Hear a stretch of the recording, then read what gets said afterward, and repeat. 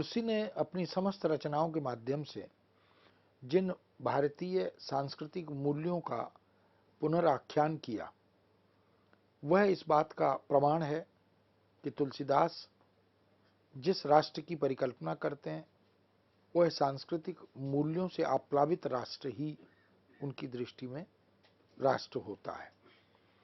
तुलसी की दृष्टि में परहित, जनहित, सर्वहित, परोपकार यह एक विलक्षण गुण है। परहित सरिस धर्म नहीं भाई, ये बात तुलसीदास अपनी कविता के माध्यम से करते हैं। इसलिए परोपकार को वो सर्वश्रेष्ठ धर्म मानते हैं।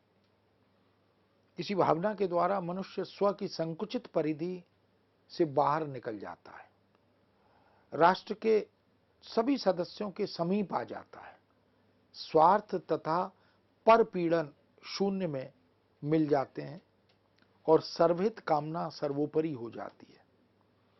इसी प्रकार अहिंसा से निसृत का भी विशिष्ट महत्व है। तुलसी का मानना है, दया धर्म को मूल है, पाप मूल अभिमान, तुलसी दया न छाड़िए, जब लग घट में प्राण।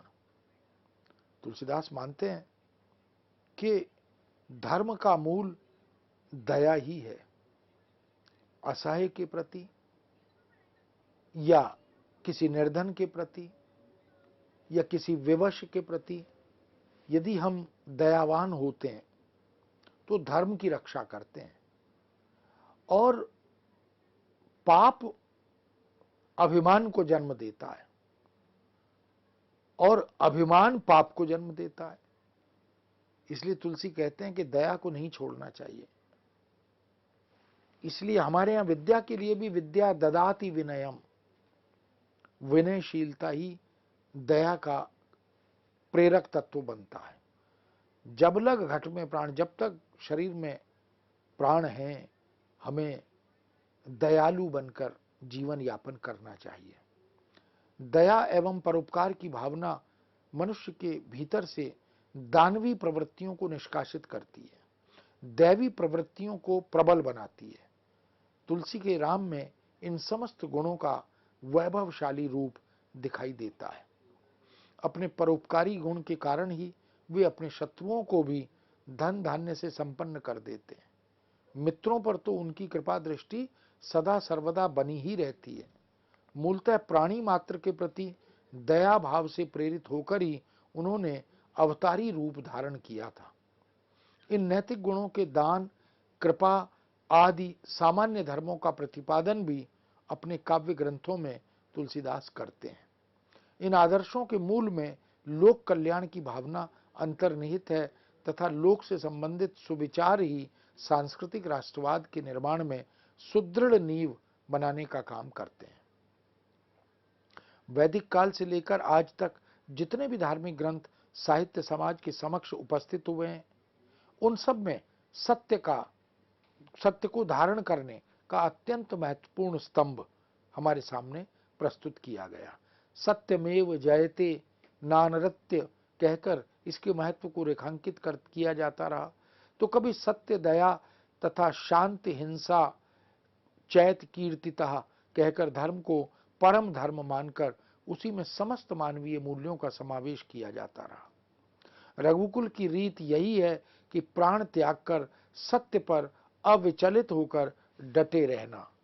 दशरथ के मुख से तुलसी कहलवाते ही हैं, नहीं असत्य सम पातक पुंजा, गिरिसम होई कि कोटिक गुंजा, सत्य मूल सब सुकृत सुहाए, वेद पुराण विदित मनु गाए। एक सार्वभौमिक तथ्य भी है कि किसी भी राष्ट्र, समाज अथवा किसी भी राजनीतिक इकाई, सामाजिक बंधन, मानवीय रिश्तों का मूल आधार सत्य और विश्वास की धुरी है। सत्य के अभाव में विश्वास का अस्तित्व शून्य हो जाता है तथा विश्वास की डोर टूटती जाती है। मजबूत से मजबूत बंधन भी शिथिल पड़ने लगते हैं। मानव का मानव पर विश्वास उठ जाता है। संघर्ष का मूल कारण असत्य ही बनता है। यहीं से विघटन की प्रक्रिया प्रारंभ होती है। राष्ट्र का सांस्कृतिक गौरव धूमिल होने लगता है। इसलिए तुलसी ने धर्म न दूसर सत्य समाना, आगम निगम पुराण बखाना। तुलसी तो वैसे भी निगम आगम इन सब की बात इनकी चर्चा प्रारंभ में करते ही हैं। नाना पुराण निगम आगम कहकर वो ये स्वीकार भी करते हैं। जिस तत्व की व्याख्या तुलसी करते हैं वह सांस्कृतिक राष्ट्रवाद के विकास और उन्नति के लिए अत्यंत आवश्यक दिखाई देता है। इसी प्रकार विवेक एवं बल दो ऐसे तत्व हैं जिनके अभाव में स्वस्थ राष्ट्र की परिकल्पना नहीं की जा सकती। सत्य असत्य, पाप पुण्य, धर्म अधर्म, कर्तव्य अकर्तव्य, उचित अनुचित, इन सब में भेद स्थापित करने वाली सूक्ष्म दृष्टि और बुद्धि को ही विवेक कहा जाता है। विवेकशील प्राणी ही राष्ट्र के लिए चिंतन करके, उसकी अवनति के कारणों का परिहार करके, शत्रुओं के हृदय के कटु भाव को मृदुता में परिणत करके, सांस्कृतिक सामाजिक मूल्यों की रक्षा करते हुए राष्ट्र के समुचित विकास में अपना बहुमूल्य योगदान दे सकता है। तुलसी के राम विवेकशील हैं तथा रावण उचित अनुचित के विवेक से पूर्णतः शून्य है। यही कारण है कि अंततः विजय धर्म के प्रहरी राम की ही होती है।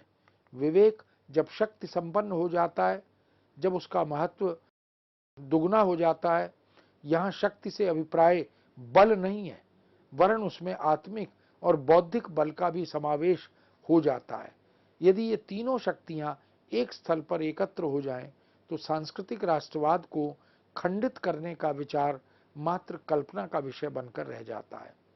रामचरितमानस में राजा जनक अपनी पुत्री सीता को, वैदेही को कहीं इन्हीं शक्तियों से संपन्न करके अभाव को देखकर स्वयंवर की आयोजन में पश्चाताप करते हुए लिखते हैं, रहूं चढ़ाऊं तोरब भाई, तिल भरी भूमि न सके छुड़ाई, अब जनि कोऊ मारवे भटबानी, वीर विहीन नहीं मह जानी। यदि किसी राष्ट्र के निवासियों के भीतर धर्म के ये सभी तत्व विद्यमान हो, वे नैतिक और सामाजिक मूल्यों के महत्व को आत्मसात करके उनके क्रियान्वयन के प्रति सजग हों तथा वे शक्ति का प्रयोग दूसरों के मूल्यों को दमित करने के लिए नहीं, वरन अपनी अस्मिता की रक्षा के लिए करें, तो वह निश्चय पूर्वक कहा जा सकता है कि उस राष्ट्र की कीर्ति ध्वज सहस्रों वर्षों तक अपना उज्जवल प्रकाश संपूर्ण विश्व में विकीर्ण करता रहता है। यह भी सत्य है कि राष्ट्र की नींव प्रजा होती है। प्रजा के सहयोग एवं विश्वास के आधार पर ही शासन का कार्य संपन्न होता है, किंतु राष्ट्र का भविष्य शासक की योग्यता एवं अयोग्यता पर भी निर्भर करता है। साहस, बल, पराक्रम, शौर्य, विवेक, नीति, इसके ज्ञाता राजा ही शासन की बागडोर सही रीति से चला सकते हैं। तुलसीदास ने अपनी काव्य कृतियों में राजनीतिक व्यवस्था को भी आदर्श रूप प्रस्तुत करते हुए तत्कालीन प्रजातंत्र का ही बीज हमारे साहित्य के माध्यम से वपन किया, प्रस्तुत किया। किंतु आज राजनीति में संप्रदायवाद, जातिवाद आदि के जो विषैले कीटाणु पनप रहे हैं, तुलसी ने कदापि उनका समर्थन नहीं किया, वरन वे तो उन सब के कटु आलोचक बनकर आए। राम राज्य के विस्तृत चित्र के माध्यम से उन्होंने भारतीय राष्ट्र को सांस्कृतिक राष्ट्रवाद के वास्तविक स्वरूप का ज्ञान प्रदान किया। प्राचीन भारतीय राजविदों ने राजा के धर्मपरायण, नीतिज्ञ, अभिमान शून्य, विनम्र, शील, शूरवीर, शरणागत, वत्सल और रक्षक, त्यागी, निर्भीक, साधु स्वभाव आदि जिन गुणों की चर्चा की है, राजा के जिन कर्तव्यों, प्रजा रक्षण तथा प्रजा पालन को रेखांकित किया है, वे सभी राम के आदर्श रूप में देखे जा सकते हैं। शुक्राचार्य के अनुसार तुलसी का भी मत है कि राजा को नीति निपुण होना चाहिए। जिस प्रकार माली मुरझाए हुए पौधों को काटकर अलग फेंक देता है, फल फूलों को संग्रहित करता है, उसी तरह राज्य को अपना मजबूत आधार प्रदान करना, कमजोर वर्गों को आश्रय देना, नाशक तत्वों को उखाड़कर फेंक देना, ये राजा का अनिवार्य गुण होता है। जिस प्रकार सूर्य समुद्र तथा नदी से उसी प्रकार जल लेता है कि प्रत्यक्ष में न तो उन्हें उसका बोध होता है और न दुख होता है, जब वह बादल बनकर पृथ्वी पर बरसता है तो चहुं ओर खुशहाली फैल जाती है। इसी प्रकार राजा को भी प्रजा को कष्ट दिए बिना कर एकत्र करने चाहिए।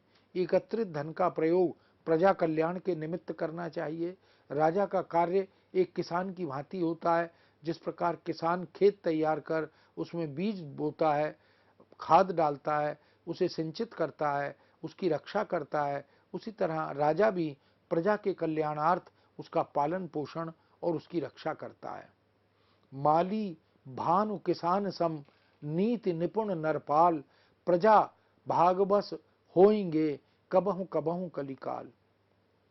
दूसरों के प्रति हीनता एवं अपने प्रति महानता का भाव रखने वाला शासक शासन करने के योग्य नहीं रहता। प्रजा उसका विरोध करती है और धीरे धीरे उसका शासन स्वयं नष्ट हो जाता है। तुलसी ने दर्पहीन राजा को तीनों लोकों का दीपक घोषित करते हुए लिखा भी है, सघन सगुन सधर्म सगन सुसबल महीप, तुलसी जे अभिमान बिन ते त्रिभुवन के दीप। राजा का यह कर्तव्य है कि वह राष्ट्र से द्वेष रखने वाले विनाशक शत्रुओं का नाश करे। राम लक्ष्मण ने ऋषि मुनियों के यज्ञ में व्यवधान डालने वाले आसुरी शक्तियों को, ताड़का, मारीच, सुबाहु आदि को नष्ट करके अपने इसी कर्तव्य का पालन किया था। यह भी कहा जा सकता है कि राजा दशरथ का मुनि विश्वामित्र के आग्रह पर क्षत्रिय कुमारों राम लक्ष्मण को मुनिगणों के रक्षणार्थ भेजना उसके प्रजा रक्षण भाव को सूचित करता है। राम अपने तेज बाणों की नोक से राक्षसों का वध करके ऋषिगणों को भय मुक्त करते हैं। एक तीर ताके हति ताड़का, विद्या विप्र पढ़ाई, राख्यो यज्ञ जीति रजनीचर, भई जग विदित बढ़ाई। 14 वर्षों का वनवास करते समय राम अपनी भुजाएं उठाकर पृथ्वी को निशाचर हीन कर देने की जो प्रतिज्ञा करते हैं या निशाचर से मुक्त करने की जो प्रतिज्ञा करते हैं, वह उनके प्रजा पालक और प्रजा रक्षक रूप का ही बोध कराती है। तुलसीदास के अनुसार राजा में पिता के समान पालकत्व का गुण होना चाहिए, पालने वाले का गुण। जिस प्रकार पिता के समस्त कार्य संतान की भलाई को ध्यान में रखकर संपन्न होते हैं, उसी प्रकार राजा को भी अपनी संतानवत प्रजा के हित में ही राज कार्यों को रूप प्रदान करना चाहिए। उसे किसी एक वर्ग, किसी एक संप्रदाय, किसी एक समूह का पक्ष न लेकर नीर विवेक से न्याय की दृष्टि अपनानी चाहिए, अन्यथा प्रजा में असंतोष की चिंगारी भड़ककर संपूर्ण राज्य को जलाकर नष्ट कर देती है। तुलसीदास ने राजा को मुख के समान माना है, जो खाने पीने के लिए जो एक ही है, किंतु विवेक के साथ समस्त अंगों का पालन पोषण वह मुख ही करता है। मुखिया मुख सो चाहिए, खान पान को एक, पालई पोषई सकल अंग, तुलसी सहित विवेक। राष्ट्र के सर्वांगीण विकास के लिए राजा एवं प्रजा के मध्य एक सद्भाव अपेक्षित रहता है। मात्र राजा के सद प्रयत्नों से राज्य का वैभव स्थायी नहीं रहता। जब तक प्रजा अपने कर्तव्यों और आदर्शों का पालन उचित रीति से नहीं करेगी, तब तक राजतंत्र के सूत्र बिखरे रहेंगे। तुलसी के रामराज्य में प्रजा राजा के आदेशों का पालन करने वाली है। अपने राजा के प्रति उनके हृदय में आदर और सम्मान का भाव विद्यमान है। राजा यदि प्रजा का संतानवत पालन करता है, जो प्रजा राजा को पितृतुल्य मानकर उससे अतिशय प्रेम करती है, यही कारण है कि राम वनवास गमन का दुखद समाचार सुनकर समस्त अयोध्या नगरी के लोग विषादग्रस्त हो जाते हैं तथा उसके साथ वन में जाने के लिए तत्पर हो जाते हैं।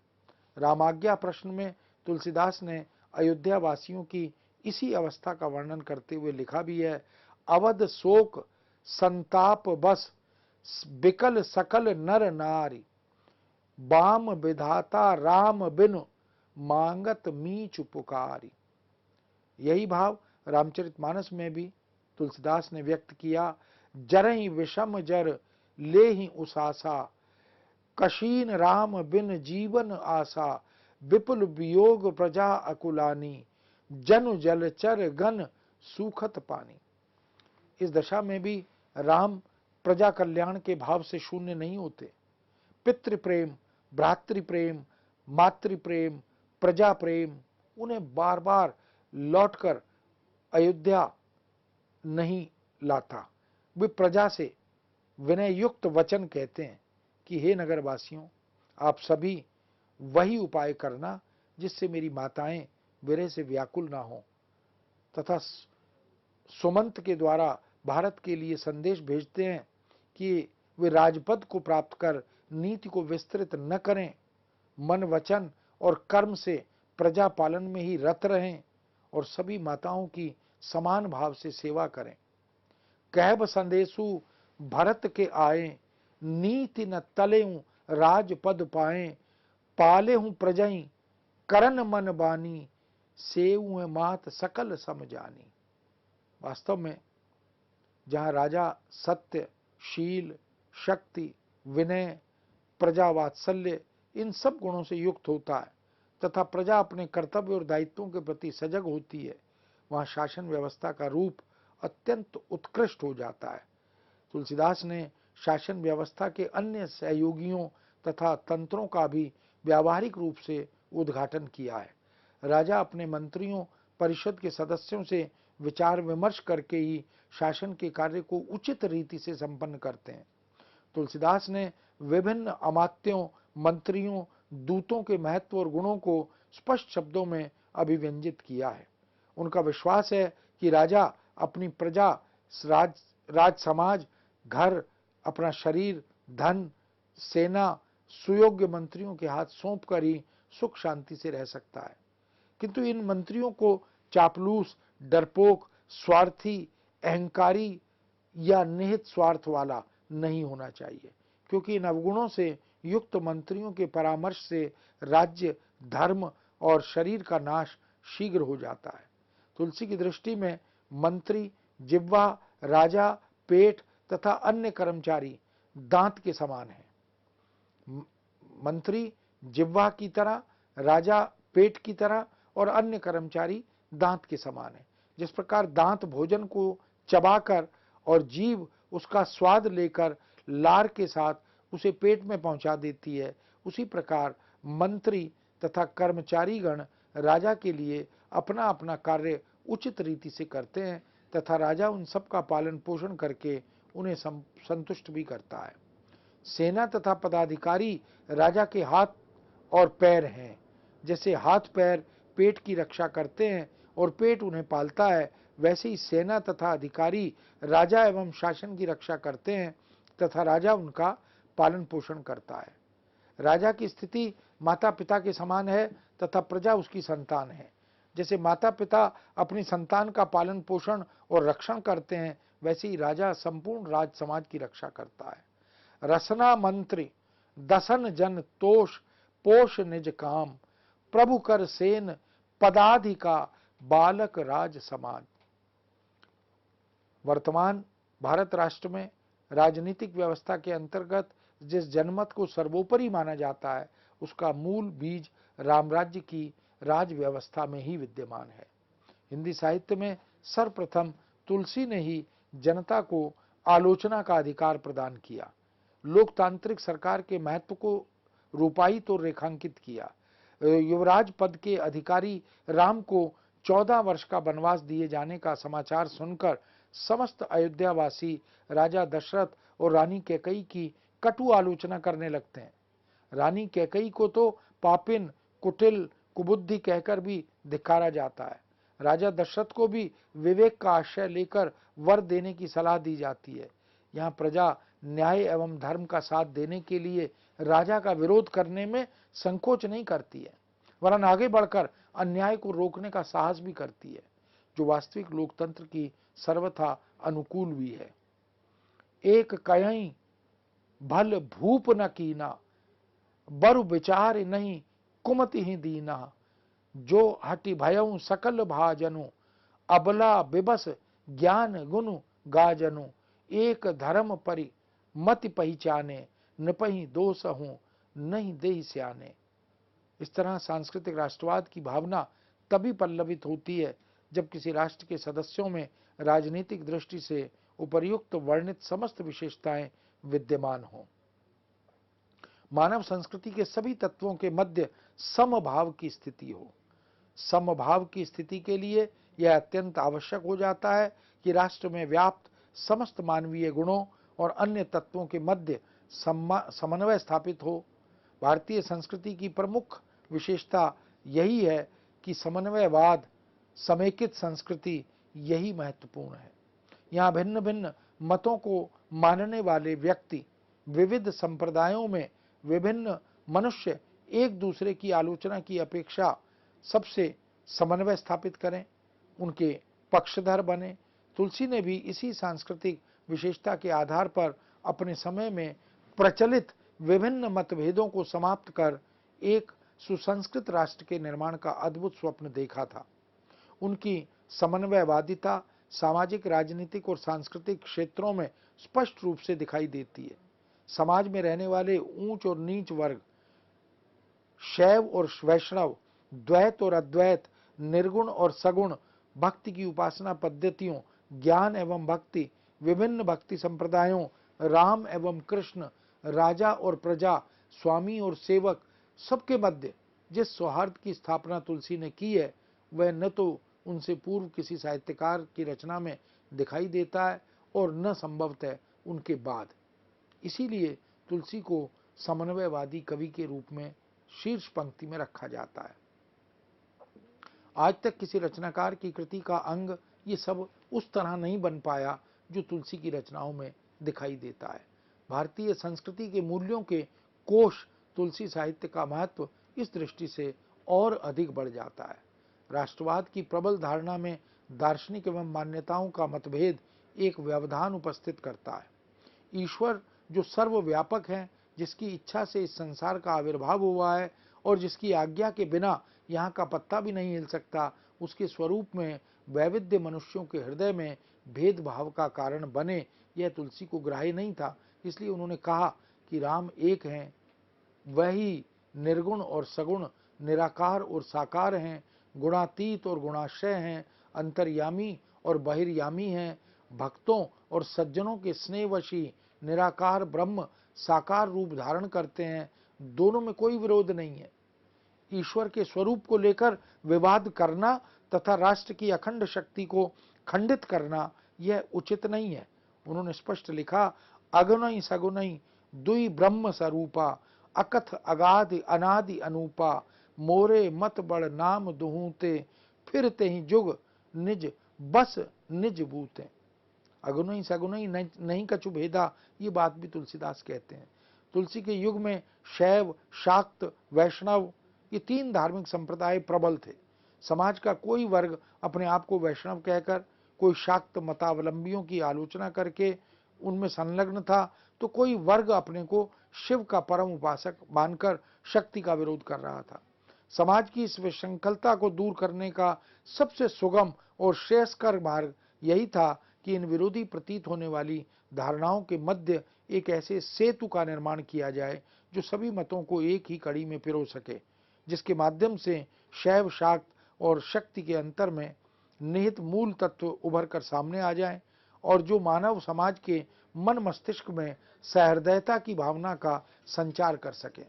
तुलसी विरचित रामचरितमानस के वक्ता श्रोता के रूप में शिव पार्वती की योजना इस दृढ़ सेतु का कार्य करती है।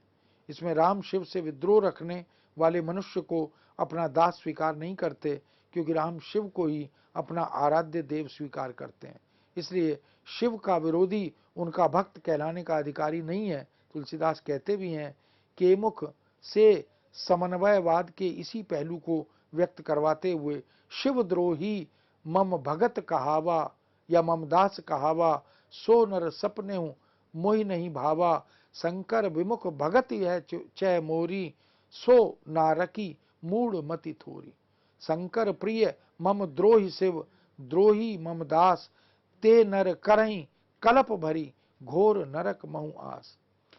सांस्कृतिक राष्ट्रवाद के निर्माण में जातीय एकता का महत्वपूर्ण योगदान होता है। यह ठीक है कि प्रत्येक जाति के अपने कुछ विशिष्ट मूल्य, विशिष्ट भाषा, विशिष्ट धर्म, विशिष्ट संस्कृति, विशिष्ट साहित्य होते हैं, जिसके आधार पर अपनी अपनी पृथक पहचान स्थापित होती है। प्रत्येक जाति का यह कर्तव्य भी है कि वह अपनी अस्मिता की रक्षा प्रत्येक स्थिति में करे, किंतु जब प्रश्न जाति से ऊपर उठकर राष्ट्र से जुड़ जाता है, तब प्रत्येक जाति का यह प्रमुख कर्तव्य हो जाता है कि वह अपने प्रकाश के साथ साथ राष्ट्र की उज्ज्वलता को भी यथासंभव बनाए रखे। राष्ट्र की अस्मिता जाति की अस्मिता से अधिक महत्वपूर्ण हो जाती है, यह कहना तो उचित होगा ही, किंतु निसंकोच यह भी कहा जाए कि राष्ट्र की अस्मिता की सुरक्षा में ही जाति की अस्मिता संरक्षित रहती है। राष्ट्र का सांस्कृतिक गौरव जैसे ही पतनोन्मुख होने लगता है, वैसे ही उसके भीतर निवास करने वाली विभिन्न जातियों की सांस्कृतिक महत्ता भी धूमिल होने लगती है। अतः उचित यही है कि जातियों के मध्य समन्वय की भावना हो, सांस्कृतिक मूल्यों के संगम से एक राष्ट्रीय संस्कृति के रूप का निर्माण हो, और इसी विशाल और सघन वृक्ष की शीतल छाया में सांस्कृतिक राष्ट्रवाद की भावना पल्लवित और पुष्पित हो। तुलसी साहित्य में इन सब को देव, दानव, नर, वानर, तिर्यक, इन सब की अपनी अपनी संस्कृतियां थीं, किंतु इन सब के विरोध और वैमनस्य को समाप्त करके तुलसी ने एक मंच पर, एक धरातल पर, एक ध्वज के नीचे लाने का जो आदर्श प्रस्तुत किया, वही वास्तव में आज के समाज में अत्यंत अपेक्षित और आवश्यक है। राम कथा के सुग्रीव, हनुमान, काकभुषुंडी, गरुड़ आदि पात्र, साधारण वानर, पक्षी, ये सब विवेकशीलता के साथ, भक्तिमत्ता के साथ, सेवा भाव के साथ राम की सेवा में प्रस्तुत दिखाई देते हैं। इस तरह सांस्कृतिक समन्वय इस देश की सांस्कृतिक राष्ट्रवादी धारणा का एक आधार स्तंभ है। तुलसीदास ने अपनी समस्त रचनाओं के माध्यम से इन्हीं सभी बिंदुओं और मूल्यों को स्थापित करने का प्रयत्न किया है। मित्रों, इस विषय को यहीं विराम देते हैं। पुनः आपके समक्ष नए विषय के साथ उपस्थित होंगे। आज्ञा दीजिए। नमस्कार।